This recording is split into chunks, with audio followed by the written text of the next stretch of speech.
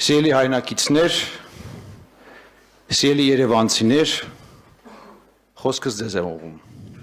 Այս օրերին նախաձեռնության հեղինակները եւ նրանց կուսակցական ընկերները ասում են նաեւ թե Հայկ Մարությանը, այսինքն ես, շեղվել եմ հեղափոխական արժեքներից։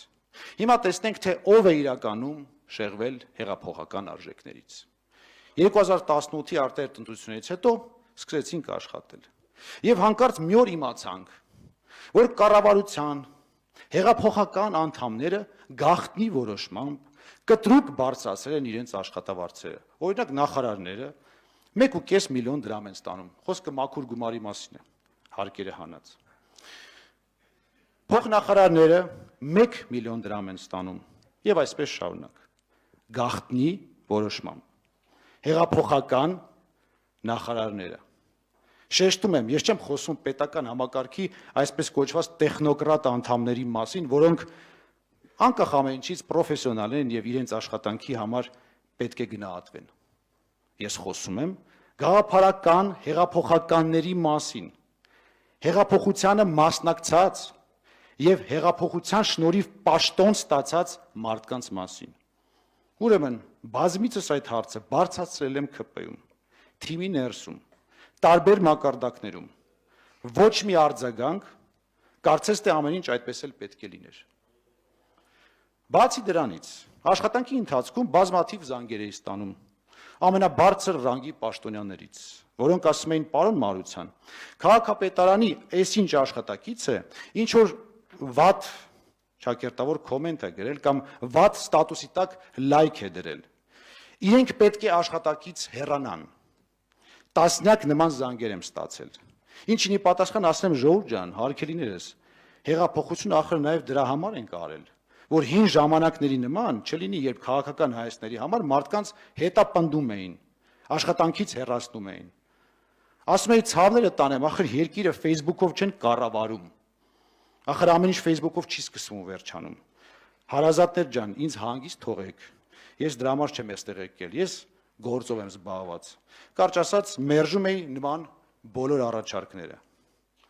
Բայց դեռ ծաղիկներն էին։ Հետո սկսեցին տարատեսակ պաշտոնատար անձիկ զանգել եւ իրենց մերձավորների համար արտոնություններ խնդրել։ Այս ծաղիկի բուտկեն էստեղ դնենք, այն շինթույլտվությունը տանք, սա այսքան հարկ ավելացնենք, այս հողը ընդլայնենք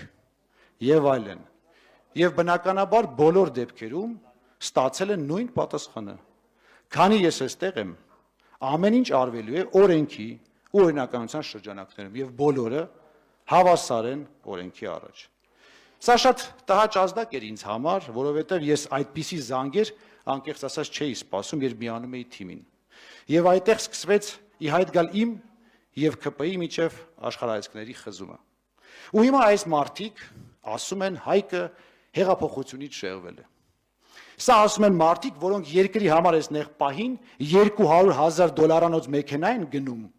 ու ամբողջ քաղաքական թիմով 1 ամիս շարունակ լծվում են արդարացնելու այդ որոշումը, որ ցույց տան, թե ինչքան անհրաժեշտ գնում էր սա պետության համար։ Պատկերացնում եք, մի երկիր, որը կրկնում եմ, 30% աղքատություն ունի, որը իր միջազգային գործընկերներից փող է խնդրում իր մանկապարտեզները վերանորոգելու, իր ճանապարհները կառուցելու, իր բյուջետային ծախսերը փակելու համար, արդարացնում է $200,000 մեքենայի գնումը, իբր դա պետության պրեստիժի համար է։ Ուրեմն ասեմ հարգելիներս, դա պրեստիժ չի, հակառակը սա մովետոն է, սա շատ վատ տպավորություն է թողնում, դրանով դուք անգամ խղճահարություն չեք առաջացնում,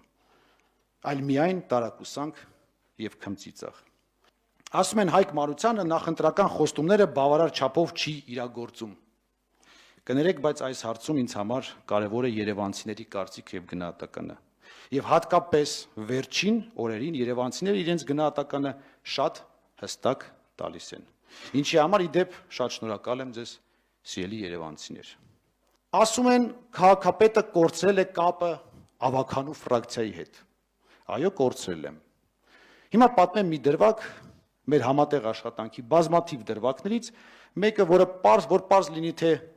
ինչու է դա տեղի ունեցել։ Բոլորս գիտենք տրանսպորտի վիճակը Երևանում եւ բոլորս գիտենք, որ օր առաջ պետք է այս հարցին լուծում տալ։ Այս նպատակով անցած տարվանից սկսել ենք ավտոբուսներ գնել համայնքի միջոցներով։ Ահռելի ծավալի աշխատանք էինք կատարել եւ ավականին ընդամենը պետք է գար եւ քվեարկեր։ Եվ ահա, ավականու նիստի նախորդ երեկոյան տեղեկություն ենք ստանում, որ ԿՊ վարչության որոշ անդամներ, ինչպես նաեւ կառավարության որոշ անդամներ հրահանգել են, որ իմ քայլը քվորում չապահովի։